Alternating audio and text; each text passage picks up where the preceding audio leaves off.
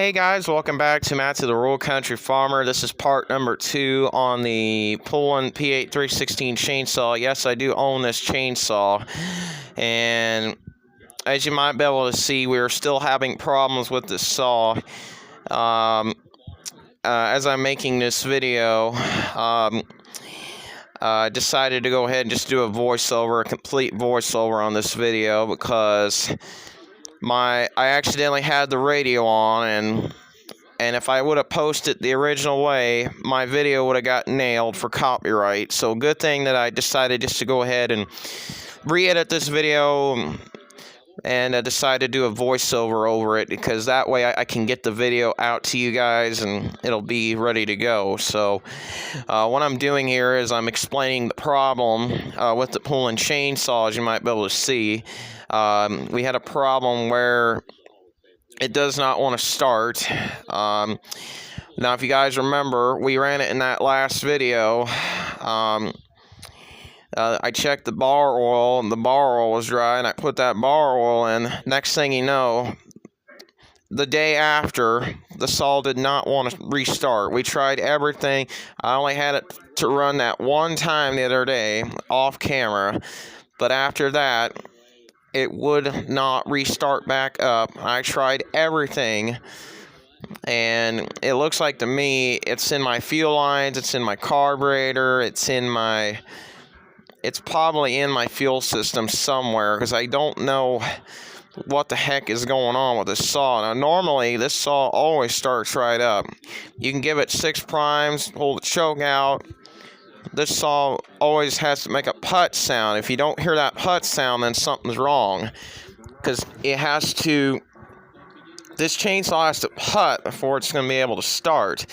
Now, saws are going to vary basically on how you start them and all that stuff. So I'm checking the thermometer. It was above 45 degrees that day, so I'm glad I was working in the shop instead of the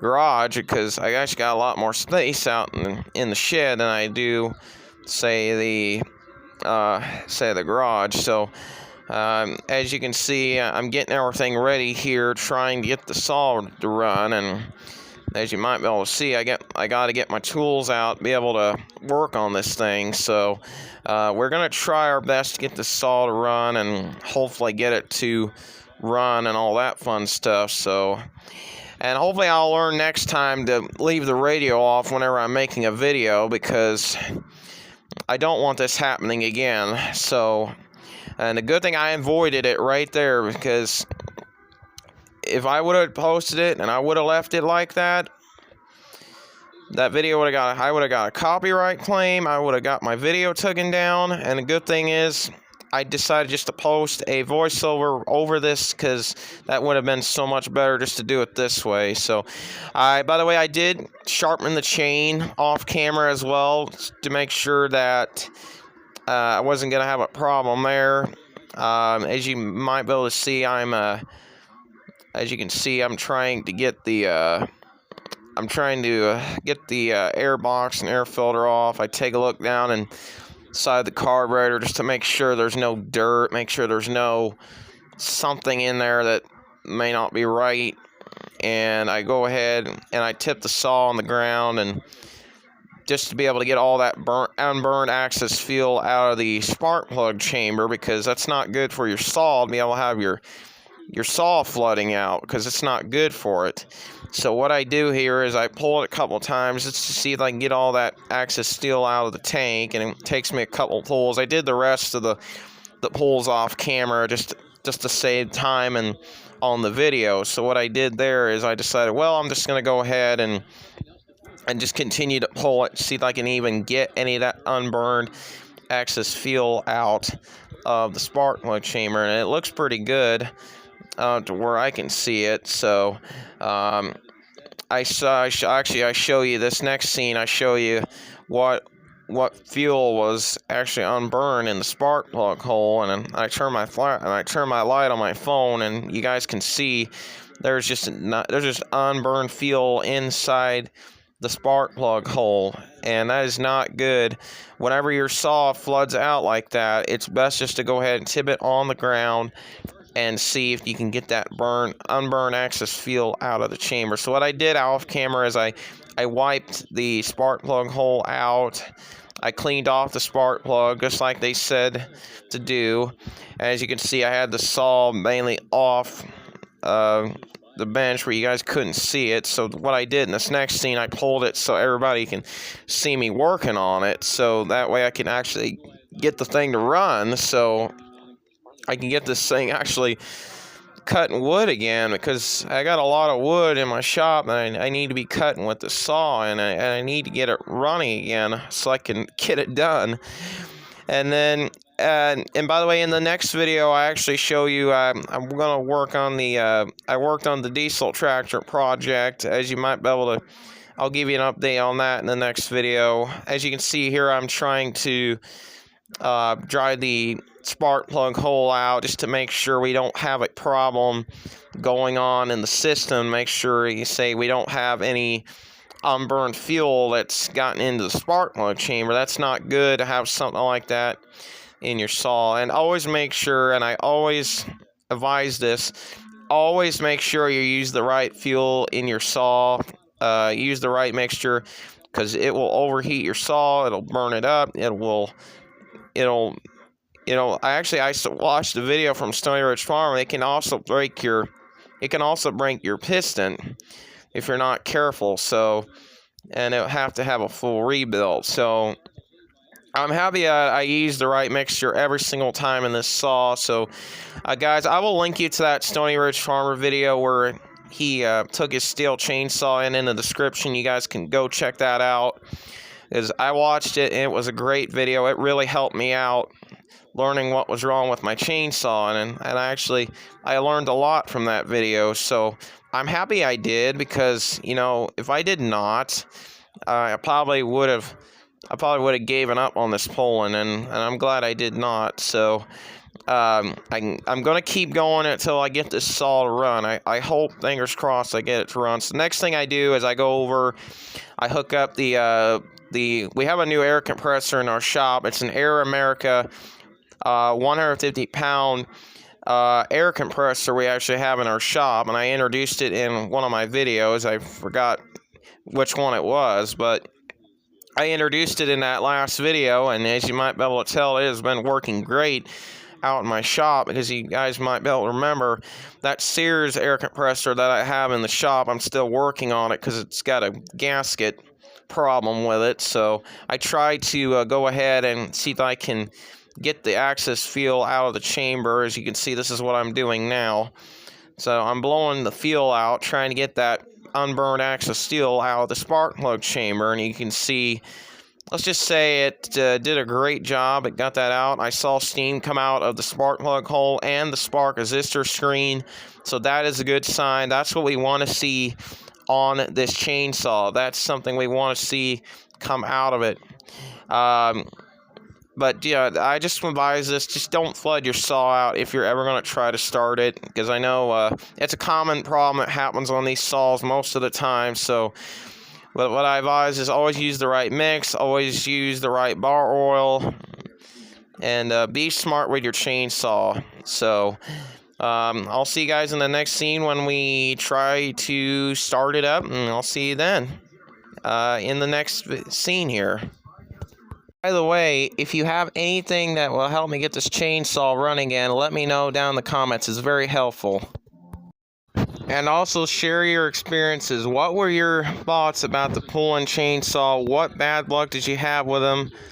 Etc., etc. Share portion here. So what I'm doing here is I'm trying to get the saw going here. As you might be able to see, I've been having some problems with my Poulan p3816 chainsaw. It's been giving me some problems. Now, as you guys remember, in part one, we only did the diagnosis part of the video, but in the next part, you're going to see me try to start it, and let's just say things did not work out on this like I thought it would, and I can't believe the saw just did not start. As you can see, I'm drying off the spark plug just to see if I can get it to even do anything, and let's just say this plan might have just backfired, because what the fuel mixture actually has to do, this saw, one of the forums said it actually takes 50 W1, but this actually takes 40 W1. Actually, I didn't know that, and I was checking my spark plug gap to make sure that, it wasn't backwards, and make sure I didn't have it wrong or something like that, because as you may have seen, I was trying to get it put into the spark plug chamber, and you can see I had to grab the spark plug wrench, which is what I normally use on something like this. So what I did is I tightened it down, and then I put the I've tightened the spark plug down. I actually had the carburetor part in the last video, and it looks like to me I need a new carburetor and probably some new fuel lines. As you can see, next thing I'm doing here is I'm taking the air compressor and I'm trying to blow that stuff out in earlier scenes, so you guys didn't have to see me do that. So you can always just take an air compressor, or you can tip the saw over to get the excess fuel out of the fuel tank, because sometimes that fuel can get stuck in there, and it sometimes can flood the saw out. So after I got off camera, I checked a few other things to make sure. I checked the spark resistor screen to make sure that wasn't plugged up with fuel or something like that. So we'll see how this goes. I'm trying to start it, but I'm suspecting there's going to be a lot more issues with the saw than I found out. So as you can see, in the next scene here, the air filter was pretty dirty. As you can see, it was not looking great.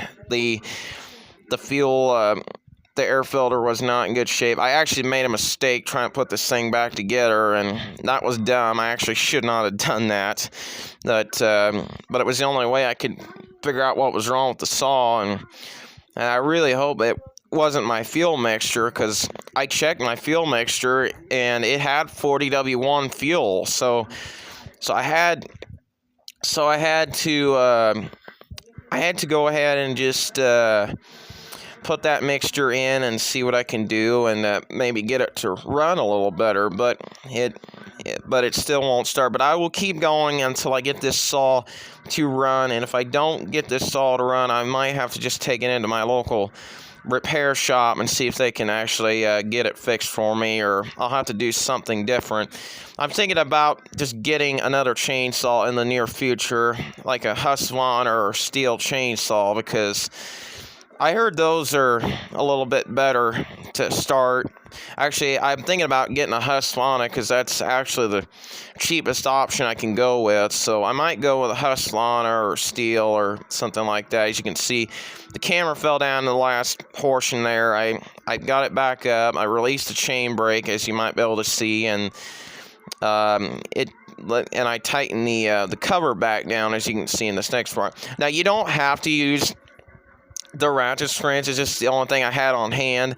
You can also use a screwdriver. You can also use a T25 torch to take it off that way, but I prefer doing it this way, because it's a lot better and you don't have to worry about it. So anyway, we'll see how this starting this up goes. I just can't believe it still would not start. It's just a crazy saw. I think I might have to just get a primer bulb, get some new fuel lines, get a new carburetor, probably another new spark plug, and probably get the spark resistor clean, and I think it'll be okay. Okay, so here's the next part where I try to start the saw, and you might be able to see I'm getting everything ready. I'm priming the primer bulb just to see if I can get the thing to start. And I prime it a couple times just to see if I can get it to even do anything. So another thing I forgot to do was put the choke on. I made sure my chain brake was off, make sure that, and here I go. I start pulling on it. It's supposed to only limit it to 5 pulls until you hear it putt, and then you do 2 more to actually see if it'll do anything. So I will keep going on this saw. I don't know.